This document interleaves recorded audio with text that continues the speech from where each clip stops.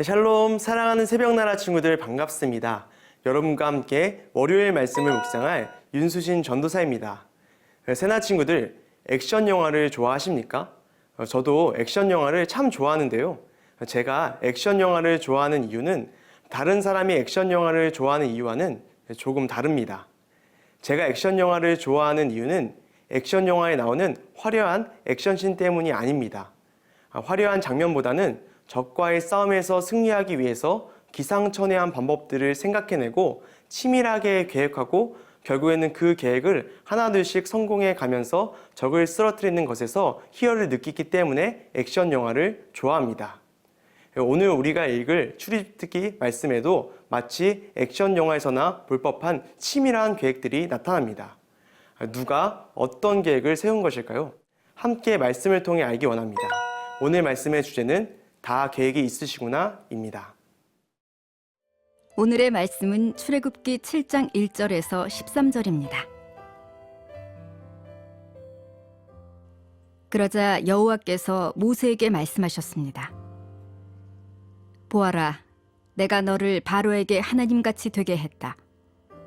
내 형 아론은 내 대변인이 될 것이다.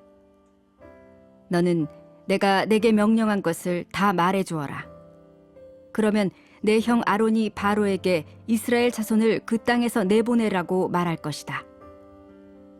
그러나 내가 바로의 마음을 강팍하게 만들 것이며 이집트 땅에서 많은 표적과 기적을 일으킬 것이다.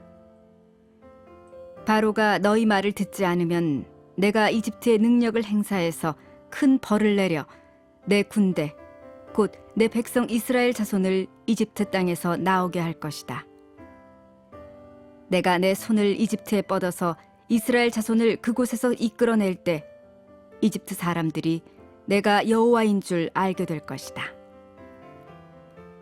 모세와 아론은 여호와께서 명하신 대로 시행했습니다. 그들이 바로에게 말할 때 모세는 80세, 아론은 83세였습니다. 여호와께서 모세와 아론에게 말씀하셨습니다.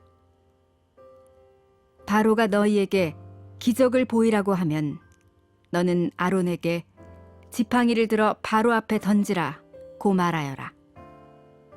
그러면 그것이 뱀이 될 것이다.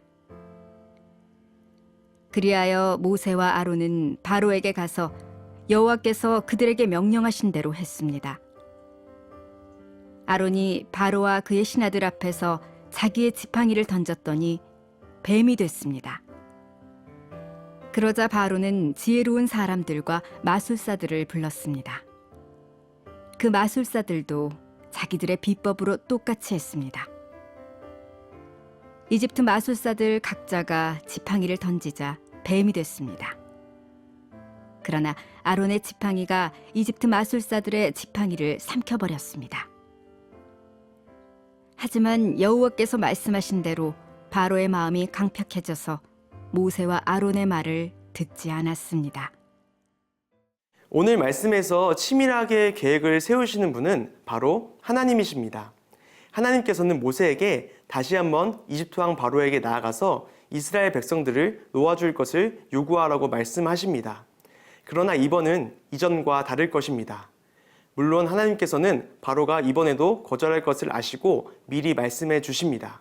하지만 이번에는 바로가 거절했을 때에는 하나님께서 이집트 가운데 크고 놀라운 기적들을 일으키실 것 또한 말씀하십니다.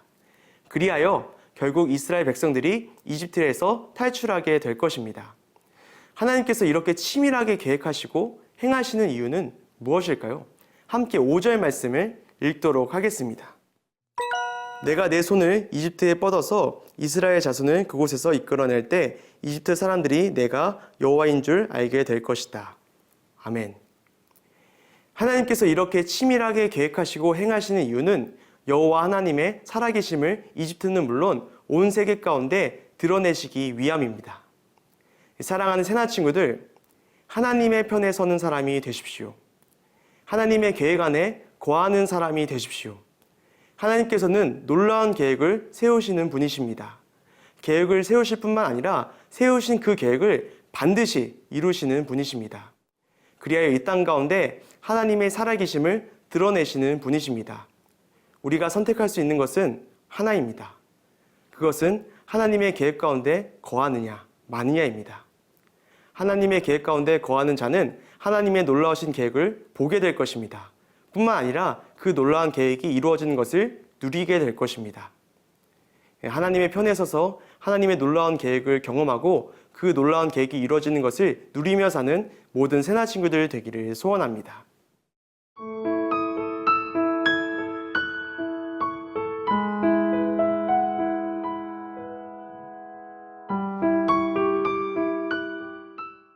우리는 가끔 이런 이야기를 듣습니다. 만약 나도 기적을 보면, 성경에서 말하는 기적을 보면 나도 그때는 하나님 믿을게. 이렇게 우리는 신비한 기적을 보면 그 즉시 하나님을 믿겠다고 말하는 사람들을 보곤 합니다. 하지만 오늘 출이집트기 말씀에는 놀라운 기적을 보고도 오히려 하나님을 더 완강히 거절하게 된 사람이 등장합니다. 함께 9절 말씀을 읽도록 하겠습니다. 바로가 너희에게 기적을 보이라고 하면 너는 아론에게 지팡이를 들어 바로 앞에 던지라고 말하여라. 그러면 그것이 뱀이 될 것이다. 기적을 요구한 사람은 바로 이집트의 왕 바로였습니다. 모세와 아론이 이스라엘 백성을 놓아주라는 하나님의 말씀을 전하자 바로는 거절했습니다. 그리하여 모세와 아론은 하나님의 말씀대로 지팡이가 뱀으로 변하는 놀라운 기적을 보여주었습니다. 그러나 바로는 오히려 다른 마술사들을 불러 이와 똑같이 하게 했고 그것을 본 바로의 마음은 완강해져서 모세와 아론의 말을 듣지 않았습니다. 사랑하는 새나 친구들, 기적은 그 자체로 하나님의 살아계심을 드러내는 결정적인 증거가 될 수 없습니다. 바로를 보십시오. 놀라운 기적을 보았지만 오히려 이전보다 더 완강히 하나님을 거절했습니다. 바로는 앞으로 계속해서 지팡이가 뱀이 되는 것보다 더 놀라운 기적들을 보게 되지만 오히려 그의 마음은 더욱더 완강해져 갈 뿐입니다. 오늘날도 마찬가지입니다. 기적을 통해 마음의 문이 열릴 수 있지만 기적 자체가 믿음의 구체적인 증거가 되는 것은 아닙니다. 자, 그렇다면 믿음의 증거는 무엇입니까?